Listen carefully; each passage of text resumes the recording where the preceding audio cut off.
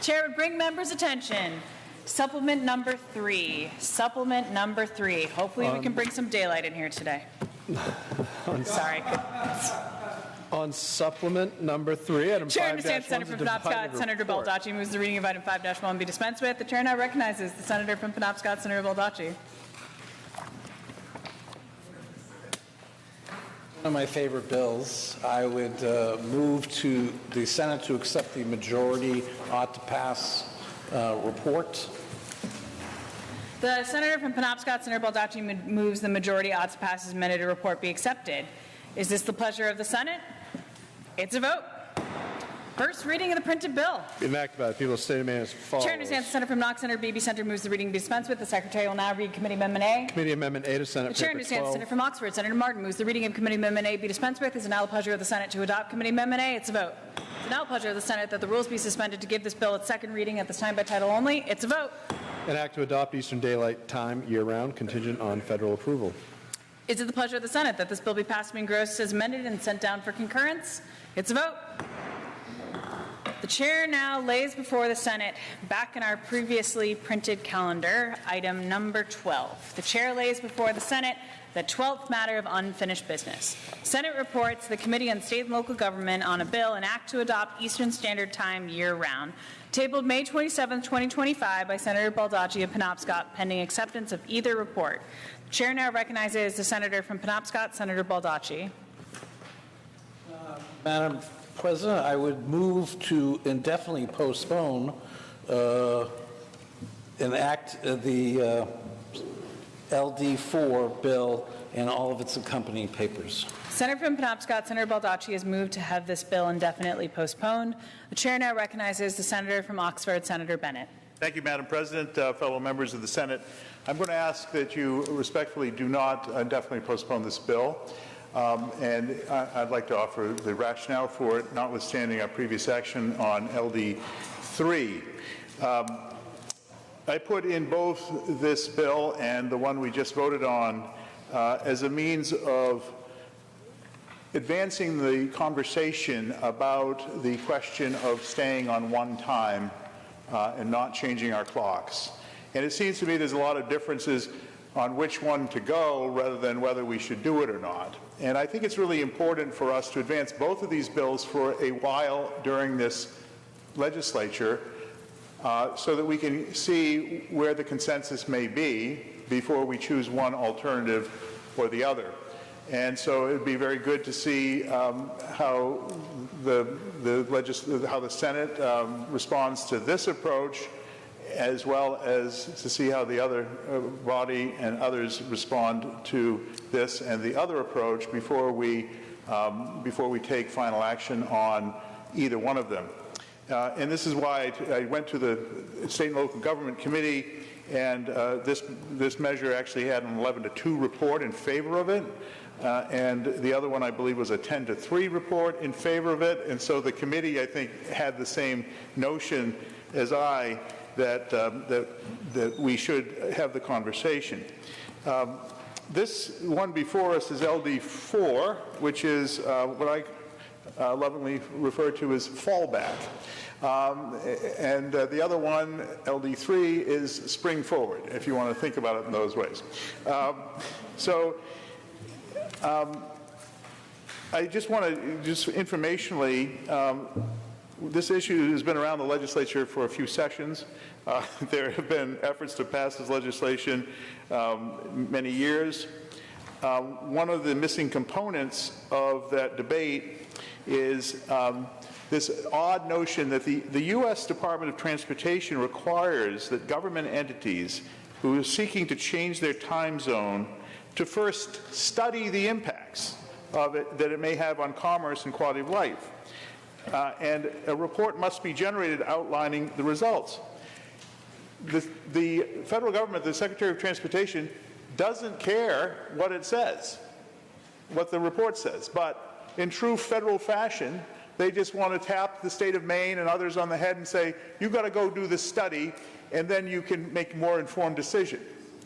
Well, my trouble with that being what it is, in the last legislative session, we actually commissioned a study by the University of Maine which I've given on your desks. I've circulated the executive summary of that study. The whole study is quite interesting if you wish to read it. The University of Maine conducted that study, and among its key findings is just extraordinary deleterious health effects that are brought about by changing the time to twice a year. Even small changes in circadian misalignment are linked to adverse health outcomes. Heart attacks. There are more heart attacks around change time. There are lots of problems for young families with young children. It's very disruptive to young children. Sleep deprivation is an issue as well. And this can negatively impact motivation, attentiveness, alertness. There's actually increased automobile traffic incidents and accidents because of this notion of changing our time. And in fact, I was very pleased that the Maine Chamber of Commerce worked with the University of Maine, and in doing the study, they actually surveyed Maine businesses. And I found the response stunning. 72% of Maine business and community leaders who responded to that survey expressed a desire to discontinue the twice annual time change. And among those who preferred to eliminate the time changes, 75% favored permanent daylight savings time. And that, by the way, is the matter before us today. So this is the preferred outcome for the people who responded to that survey. So I would just simply ask not to indefinitely postpone, advance both matters to the next stage, and then we'll figure this out. We'll hear what this chamber has to say, what the other chamber has to say, and then we can, if we wish to advance the notion, we can choose one. And I'd simply ask to vote against the indefinite postponement. I'll ask for the yeas and nays. Thank you. The senator from Oxford, Senator Bennett, has asked for a roll call. In order for a roll call to be in order, it must have the express desire of 1/5 of the members present and voting. All those in favor of roll call, please raise your hand up very, very high. Obviously, more than 1/5 of the members present and voting are in favor of roll call. A roll call has been ordered. The chair now recognizes the senator from Penobscot, Senator Baldacci. Thank you, Madam President. I would pose a question through the chair, is that if a matter is indefinitely postponed, is there a procedure for that at some future point to be unindefinitely postponed? Because the reason I ask the question is I think it's confusing to the public. I think at some point you have to choose, and I've said this before, but is it possible that at some point in the future, if we indefinitely postpone, to bring it back to life?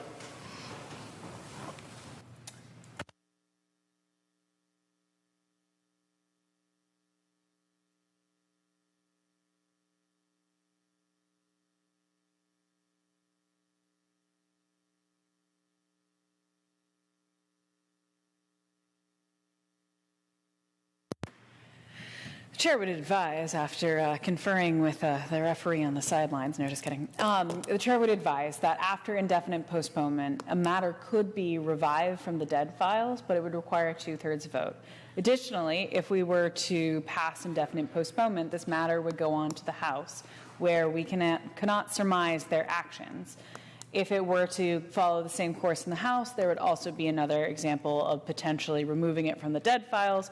But again, in that chamber, it would require a 2/3 vote as well. The chair would inquire to the senator from Penobscot, Senator Baldacci, if that answers the question. Thank you, Madam President. It does answer the question. May I briefly speak? Absolutely. I have concerns about passing two bills that do two opposite things. I don't know. It's just the way I was brought up, I guess, but so I don't see. I think we need to decide what we want to do and then go forward with it. This bill is that Eastern Standard Time would basically more align us with Atlantic Canada, and the other bill that we passed is the one that the research showed was much more popular and well liked by people, and understandably, because the daylight would be further in the afternoon. So I just don't see a point of keeping both bills alive. Obviously, if that's unsuccessful, then we'll just go to a vote, but I would still want to indefinitely postpone this. The chair recognizes the senator from York, Senator Lawrence. Thank you, Madam President and men and women of the Senate. I hate to give a different procedural answer than our good secretary and our good president, but there is a way to not indefinitely postpone this bill. That's to definitely postpone it, and that's called a tabling motion, which is what this was before.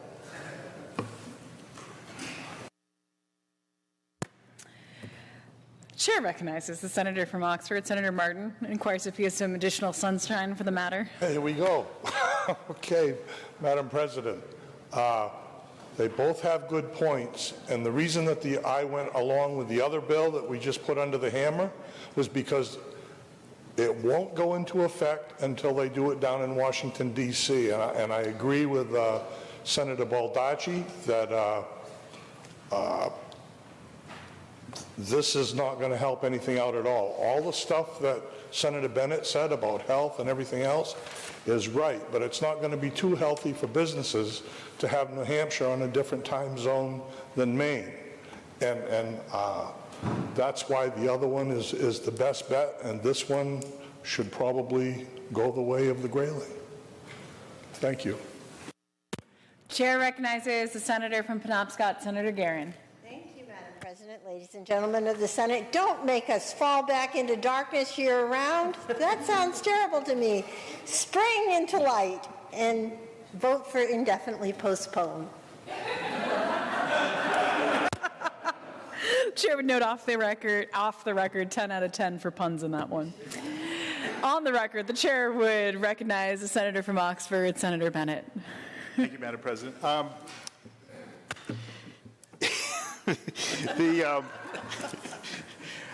I thought this was a good approach, but it's totally confused everybody, and even I get confused on this one. This measure that's currently before us, subject to indefinite postponement, is the preferred method. It is the one that got 75% of those who, in the survey, that wanted to keep time the same. This is the one they wanted. This is the one that keeps the time that we have right now on to keep the clocks on this for the additional 4 months of the year.